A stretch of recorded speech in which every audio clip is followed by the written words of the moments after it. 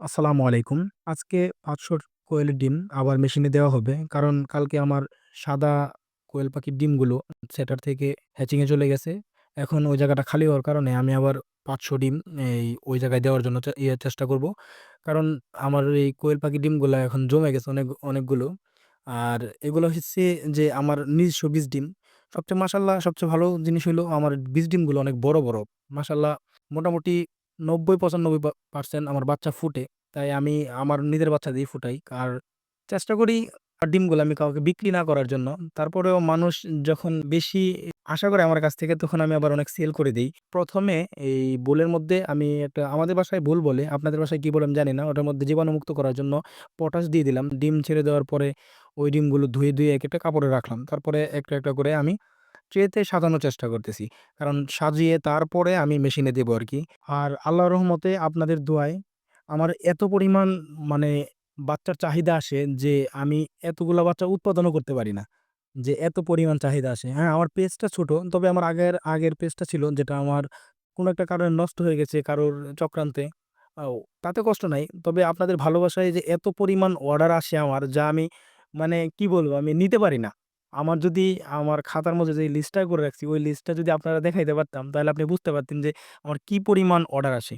কিন্তু আমি দিতে পারি না। তার জন্য সবার কাছে আমি আন্তরিকভাবে দুঃখিত।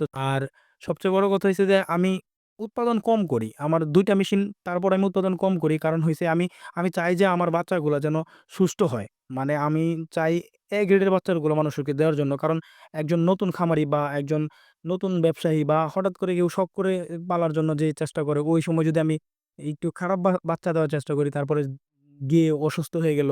আমি ওইরকম বাচ্চা মানে ফুটাই না। আমি যেগুলো ফুটাই আমি চেষ্টা করি যে সর্বোচ্চ ভালো বাচ্চাগুলা তাদের দেওয়ার জন্য। আর যেটা একটু দুর্বল আমার নিজের কাছেই মনে হয়, ওই বাচ্চাগুলো আমি নিজে আমার খামারে রেখে দেই।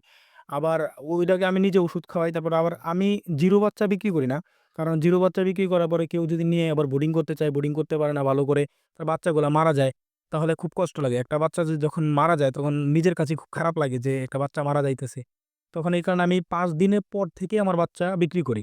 কারণ আমি চাই ৫ দিন সর্বনিম্ন ৫ দিন আমি ব্রিডিং করতে। আমি ৫ দিনে যে ওষুধগুলা দিতে হয় ওগুলা দেই। তারপরে যেভাবে তাপমাত্রা দিতে হয় ওগুলো দিয়ে তারপরে আমি আমার বাচ্চাগুলা মানে আমার কোয়েল পাখির বাচ্চাগুলা সেল করি।